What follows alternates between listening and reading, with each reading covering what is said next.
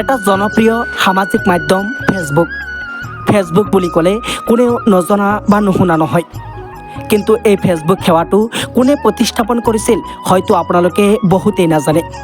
আজি আপোনালোকক গোটেই বিষয়টো ভাঙি পাতি জনাম, আপোনালোকে ভিডিঅ'টো শেষলৈ চাব। ফেচবুক হৈছে এটা ছ'চিয়েল নেটৱৰ্কিং সেৱা, যিটো প্ৰথমে 2004 চনৰ 4 ফেব্ৰুৱাৰীত অৰ্থাৎ আজিৰ দিনটোতেই দ্য ফেচবুক নামেৰে আৰম্ভ কৰা হৈছিল। তাৰপিছত 2005 চনৰ আগষ্ট মাহত ইয়াৰ নাম সৰলভাৱে ফেচবুকলৈ সলনি কৰা হৈছিল। ইয়াক মাৰ্ক জুকাৰবাৰ্গ আৰু কলেজৰ ৰুমমেট আৰু হাৱাৰ্ড বিশ্ববিদ্যালয়ৰ সহযোগী ছাত্ৰ-ছাত্ৰী, বিশেষকৈ এডৱাৰ্ড ছেভেৰিন, এণ্ড্ৰু মেককলম, ডাষ্টিন মস্কোভিটজ আৰু কিথ হেডজে প্ৰতিষ্ঠা কৰিছিল।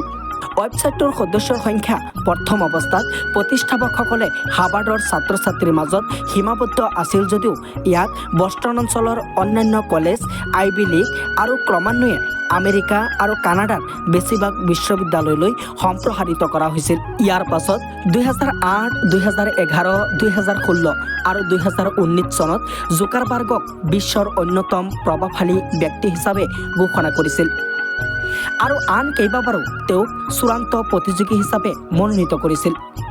2010 চনত তেওঁক বছৰৰ টাইম পাৰ্চন হিচাপে নিৰ্বাচিত কৰা হৈছিল। সেই বছৰতে ফেচবুকে 1.5 বিলিয়নতকৈ অধিক ব্যৱহাৰকাৰীক গ্ৰহণ কৰিছিল।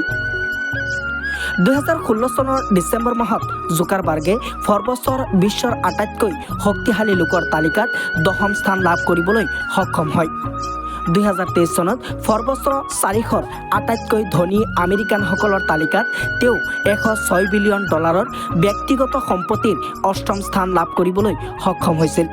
2024 চনৰ ফেব্ৰুৱাৰী মাহলৈকে জুকাৰবাৰ্গৰ সম্পত্তিৰ পৰিমাণ ফৰ্বছে উল্লেখ কৰাৰ মতে $139 বিলিয়ন বুলি অনুমান কৰিছে, যাৰ ফলত তেওঁ বিশ্বৰ 5ম ধনী ব্যক্তি হিচাপে পৰিগণিত হৈছে। জুকাৰবাৰ্গৰ প্ৰাৰম্ভিক কেৰিয়াৰ, আইনী সমস্যা আৰু ফেচবুকৰ সৈতে প্ৰাৰম্ভিক সফলতাক বিচিত্ৰ কৰা এখন ছবি দ্য ছ'চিয়েল নেটৱৰ্ক 2010 চনত মুক্তি পাইছিল আৰু একাধিক একাডেমী বঁটা লাভ কৰিবলৈ সক্ষম হয়। প্ৰযুক্তি উদ্যোগত জুকাৰবাৰ্গৰ প্ৰাধান্য আৰু দ্ৰুত উত্থানে ৰাজনৈতিক আৰু আইনী মনোযোগৰ সৃষ্টি কৰিছে। ফেচবুক প্ৰতিষ্ঠা কৰাৰ সময়ত জুকাৰবাৰ্গে ৱেবছাইটটোৰ সৃষ্টি আৰু মালিকীস্বত্বৰ লগতে ব্যৱহাৰকাৰীৰ গোপনীয়তাৰ বিষয়সমূহৰ সন্দৰ্ভত একাধিক গোচৰত জড়িত হৈ পৰিছিল। আজিৰ দিনটোত ফেচবুক বুলি ক'লে কোনেও নজনা বা নুশুনা বস্তু নহয়। ফেচবুক প্ৰতিস্থাপন কৰা এই মহান ব্যক্তিগৰাকীক আজিৰ দিনটোত শ্ৰদ্ধাৰে সুঁৱৰিছোঁ আৰু তেওঁক শুভেচ্ছা জ্ঞাপন কৰিছোঁ। বন্ধুসকল, এনেধৰণৰ ইনফৰমেশ্যন ভিডিঅ' পাবলৈ আমাৰ চেনেল ডিমক প্ৰডাকশ্যনটো ফ'ল' কৰিবলৈ একেবাৰে নাপাহৰিব আৰু ভিডিঅ'টো চাই যদি আপোনালোকৰ ভাল লাগিছে শ্বেয়াৰ কৰিবলৈও নাপাহৰিব। ধন্যবাদ। জয় অসম।